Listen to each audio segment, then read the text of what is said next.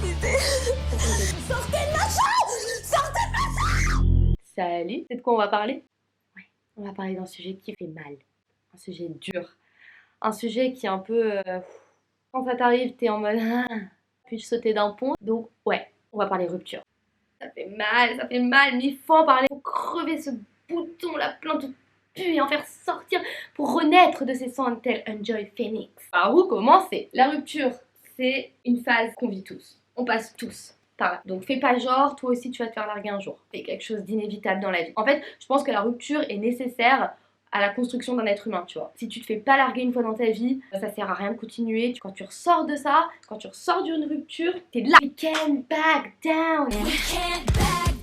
En vrai, une rupture, enfin, tout le monde passe par là et t'en auras au moins 4-5 dans ta vie. Au mieux. Après, si t'es vraiment une bille et que tous tes mecs te quittent, ou meuf, va voir un psy. Mais après, ce qui est bien dans les ruptures, c'est que tu peux aussi causer la rupture. Mais là, on va plutôt s'intéresser aux gens qui la subissent. Ça, je l'ai compris. Maintenant, tu vas fermer ta je l'ai compris que c'était fini. On peut dire qu'une rupture commence vraiment au moment où tu reçois le message. Il faut qu'on parle. Mais nul, ça nul, espèce de... Ce message-là, c'est non, ça sent pas bon. Là, tu sais clairement ce qui va t'arriver. Pas vraiment de préparation, mais en général, le moment entre le message et le moment où tu te fais larguer est assez court. Ça serait te mentir de te dire que tu peux te préparer. Non, tu peux pas te préparer. Tu vas subir le truc, tu vas être en PLS pendant une semaine. Au mieux, si t'as vraiment des potes qui sont là, toi, tu seras en PLS pendant une semaine. Si t'as pas de potes et que t'es seul au monde, tu seras en PLS pendant un mois. Cultive tes amitiés, c'est très important dans ces cas. Tu reçois ton message. Là, tu te dis ok, donc je sais ce qui va m'arriver. C'est là, ça arrive. Tu sais que t'as pas révisé un contrôle, t'as le rendu des notes, tu sais que dans quelques secondes, tu vas avoir une note de merde et que tu vas te faire déchirer par tes parents. C'est après la même chose. Donc vient le moment fatidique, t'attends quoi. Vas-y, t'enlèves le pansement. Pic au moment où il te quitte, ou elle te quitte, plusieurs phrases, bateau. Franchement, si t'arrives à innover lors de ta rupture, dis-le en commentaire. Ça colle plus entre nous, j'ai tout essayé, mais ça colle plus. T'es trop bien pour moi. Bitch, I'm sick. Oh my god. Celle-là, on l'adore. Celle-là, elle est sympa, celle-là. C'est trop bien pour moi. C'est-à-dire, j'ai jamais compris cette phrase. Et alors, tu veux pas quelqu'un de bien? Je comprends pas. T'es trop bien pour moi. Il me dit ça, le mec, tu lui ris au nez. T'es un petit rigolo, toi. Tu fais quoi de ta vie, toi? Bon, bref, imaginons que t'es trop bien pour moi. Alors là, t'as le droit de rigoler. Et franchement, la phase de guérison sera beaucoup plus simple. Ou sinon, t'as le fameux. J'ai besoin de voir ailleurs. Il y a des gens qui peuvent être là, ça me dérange pas. Mais il y a d'autres où je sens les négatifs. Dégagez. La pire. Dès qu'elle arrive comme ça, qu'elle pointe le bout de son nez. Oh putain. La phrase de bouffon qui te dit clairement. J'ai envie de ken l'autre meuf en fait. Pour voir si toi vraiment t'étais quelqu'un de bien et un bon coup. Et dans le cas où ça serait vrai et où t'es vraiment un bon coup, je reviendrai vers toi. J'ai besoin de voir ailleurs, je suis jeune, t'es ma première ou ma deuxième copine, j'ai besoin d'expérimenter d'autres choses. Clairement, il est en train de te dire qu'il va aller baiser toutes les meufs de sa fac. Toi, t'es là, tu te dis bon, ok. Forcément, lors d'une rupture, tu te remets en question. Y a pas de réponse à ta question en fait. Y a pas de réponse à ta question. C'est lui le problème. S'il te dit qu'il va aller voir ailleurs, c'est parce que c'est lui le problème. Go ken un max de meufs et si c'est de la merde, je reviens vers toi. T'as vu ce que t'es capable de faire? T'as vu ce que t'es capable de faire? Arrêtez, on a tous vécu ça au moins une fois dans notre vie. Et si tu l'as pas vécu, et j'espère pour toi que ça n'arrivera pas, touche du bois. Une fois que tu te retrouves célibataire, au niveau du premier message, tu tombes de 5 étages. On verra à la fin de la vidéo de combien d'étages on est tombé. Hein. Tu tombes déjà de 5 étages. Le mec te quitte pour te dire qu'il veut aller ken d'autres meufs. Tu tombes de 10 étages. T'as déjà fait une chute de 15 étages. Tu survis après ça, c'est chaud. Autant te dire que tes chances de t'en sortir à ce stade-là très faibles. Là, t'es dans une position où t'es pas bien. Le mec que j'aime, avec qui j'étais depuis 1 an, 2 ans, 6 mois, donc j'étais avec lui, il me quitte pour aller ken d'autres meufs. T'es pas bien. Sortez de ma chambre. Sortez de ma chambre. Une fois que la rupture est passée, tu vas passer par plein de phases. Le déni, la tristesse, la dépression, la colère, l'angoisse, l'anxiété, tout ce qu'on aime. Pendant une semaine à 1 mois, tu vas être dans ton lit, dans le mal, à bouffer du Nutella, à regarder Les Princes de l'amour, parce que tu te dis que de toute façon c'est de la merde et ça se résume à ta vie amoureuse, et tu vas rien faire. Aujourd'hui, j'ai d'autres priorités que être une bombe sexuelle. Et d'ailleurs, ça me réussit bien. Donc c'est là où il faut que tu aies des bonnes amies, des très bons potes pour qu'ils viennent te chercher vraiment chez toi quand t'es dans le plus mal et qui te disent on sort. Tu vas faire la gueule pendant toute la soirée, tu vas pas réussir à t'amuser et tu vas rentrer chez toi et tu vas pleurer. Mais au moins, tu seras sorti. Toujours retenir le positif. Ah, elle m'a envoyé un snap. Et bisous Tania. Première phase, tu rentres dans la phase de déni. Donc là, encore une fois, merci les potes qui sont là pour te dire si t'as quitté pour subir toutes tes pleurs. Eux te disent que c'est pas toi le problème, que c'est lui le problème. Tu t'auto-persuades que c'est toi le problème. À quel point la rupture, c'est ancré dans notre tête. Quand le mec te dit je veux juste aller ken d'autres meufs, Clairement, le problème, c'est pas toi. C'est lui qui a envie de faire sa vie de mâle alpha, là. Deux options. Première option, tu décides d'aller de l'avant. Vraiment, c'est ce qu'on devrait tous faire. Tu te dis, ok, il m'a quitté, je suis trop bien pour lui, je m'en fous, il fait sa vie, basta.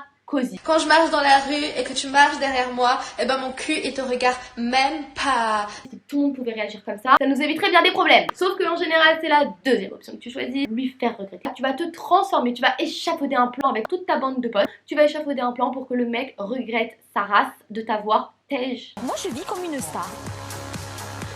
Et voilà quoi. Tu vas faire le fameux comme si tout va bien alors qu'en fait t'as juste envie de te noyer dans la Seine. Tu vas rayonner alors que tous les soirs tu pleures. On sait tous que tu pleures le soir dans ta vie devant Desperate Housewives, mais lui il doit pas le savoir. Tu vas vraiment faire tout pour que le mec regrette. Et en général ça marche. Si vous voulez une vidéo sur comment faire regretter son ex, call me. Gros respect aux meufs qui arrivent à faire comme si rien ne s'était passé et à passer à autre chose. Arrive le moment fatidique, le pire moment. Tes potes t'appellent, je l'ai vu avec une autre meuf. Là dans ton cerveau c'est la bombe nucléaire, c'est Tchernobyl.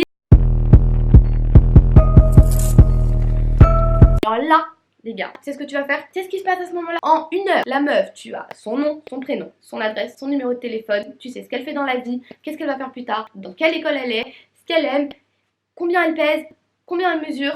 Tu sais tout sur cette fille. Eh ben, tu vas détruire sa vie. Tu te sens mal?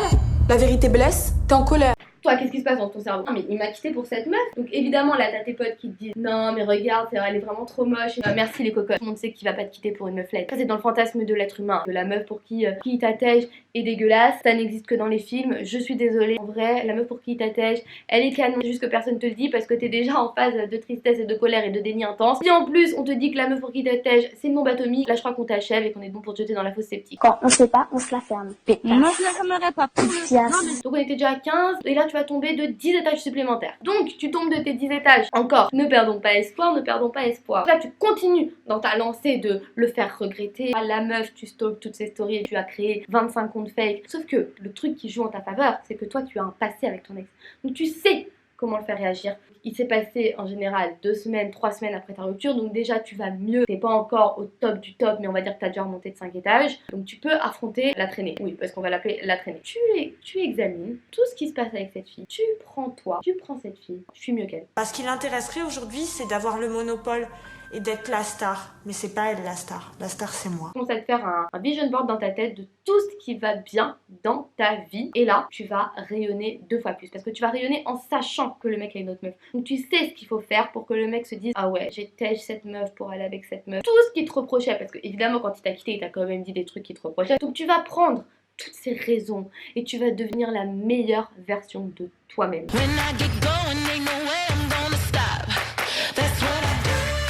Que le mec se dise ah ouais merde. Et là où tu commences à prendre l'ascendant sur lui, il va te renvoyer un message. Salut, tu fais quoi ce soir? 2 options. Tu t'en fous, t'es passé à autre chose. Et ciao et bye. Bella ciao. Hey guys, I know you in Hollywood, but I'm the real Hollywood girl. I love you.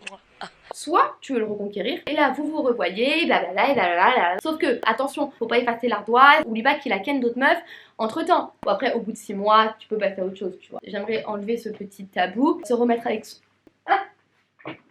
son ex, c'est pas grave, c'est la vie. Beaucoup de gens le font, énormément. On peut croire que c'est le pire truc, et c'est pas grave. Franchement, se remettre avec un ex, c'est grave pas grave. En général, tes potes veulent que tu sois heureuse.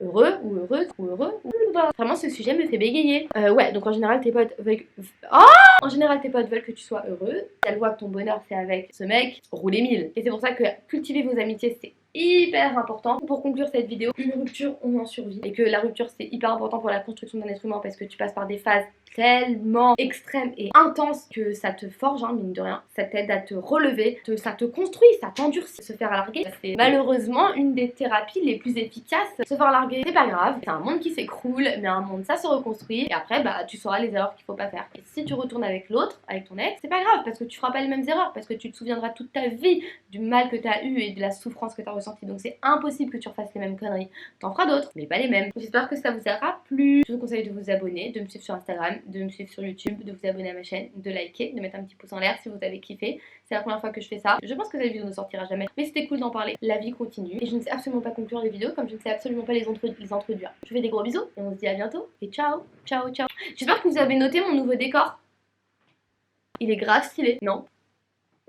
Vous aimez pas? Là il y a Kate et ça c'est grave un haut d'influenceuse que j'ai vu partout sur Instagram et je l'ai acheté et ça me va pas du tout. Mais bien évidemment j'ai pas pris le ticket. Je vous aime très fort, je vous fais des gros bisous et à très vite.